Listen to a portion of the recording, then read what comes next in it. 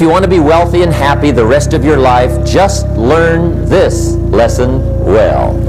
Learn to work harder on yourself than you do on your job.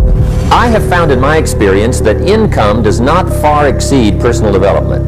Now, sometimes income takes a lucky jump, but sure enough, unless you grow out where it is, it'll usually come back where you are. Life has strange ways. If somebody hands you $1 million, best you become a millionaire quickly, so you get to keep the money.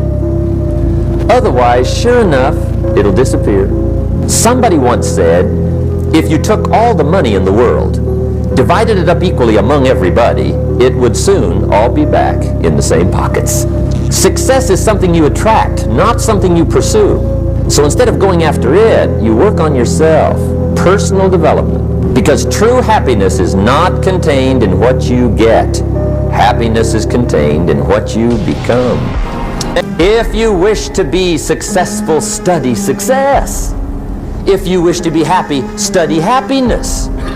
If you wish to be wealthy, study wealth. Don't leave it to chance. Make it a study. Some people just go through the day with their fingers crossed. See, that won't do it. You've got to study the things that can change your economic, social, spiritual, personal life. Now, if you're curious, let me give you 3 ways to find out how to change anything. Any life direction, any dimension. Here's 3 ways to find out how to change anything. Number 1 is to read. Educated. Standard education will get you standard results.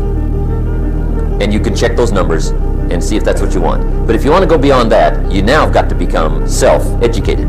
One way to learn is from your own experiences, but another way to learn is from other people's experiences. See, one book might save you 5 years if you read it. Did you know there's books on how to be stronger, more decisive, be a speaker, be a leader, have a better effect on other people, develop your personality? Did you know there's books on that? Did you know that hundreds of successful people have written their stories in books and they wrote down how they did it, and people don't read it? How would you explain that? Now, you don't have to read half the night, but put this in your notes: 30 minutes a day. 30 minutes a day. Read something positive, something challenging, something inspirational, something instructional. At least 30 minutes a day. Become a good reader. Now, that's my opinion. Listen to the other lecturers, and listen to me, and make up your own mind. Don't be a follower, be a student. Here's the second way to find out how to change your life. And that's to listen. Get around successful people and listen. Now, you can also learn from unsuccessful people. Take notes on both, negative and positive. Find out what poor people read and don't read it. Right? That's good information. Learn from the negative. But now you can also learn from the positive. Get around successful people. Listen to what they say. Listen to how they say it. It's important. Now, here's some of the best advice I've got for the whole evening. Poor people ought to take rich people out to dinner and listen. That's some of the best I got. But you're right. Poor people don't usually take rich people out to dinner. The guy said he's rich, let him buy his own dinner. I'm not coming up with any money. You're lucky to get your own supper, let alone running around trying to find a rich man to feed. And the guy's behind. If a guy's not doing well, one of the first things he ought to do is find a guy that is doing well and offer to buy him his dinner. Spend $50, $60, $80, $100. Go for the full 9 course. If you get a successful person to eat and talk for 2 hours, they're liable to drop ideas in your lap, change your life. Multiply your income by 2, by 3, by 5. But you're right. Poor people don't usually take rich people out to dinner. Attention. Don't miss anything. Wherever you are, be there. Excellent. Go to work. Now, see, that's exciting. On any given day, you can massively change. Here's what else it takes for life change. Self-motivation. Key phrase, self-motivation. I don't know why we call it self-motivation. It's really the only kind there is. Don't let your learning lead to knowledge. You'll become a fool.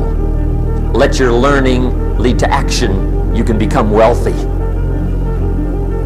And so if I had a word with you tonight, one-on-one, just you and me, I think my personal advice to you would be, this year, 1981, reach down inside of you and come up with some more of those remarkable human gifts.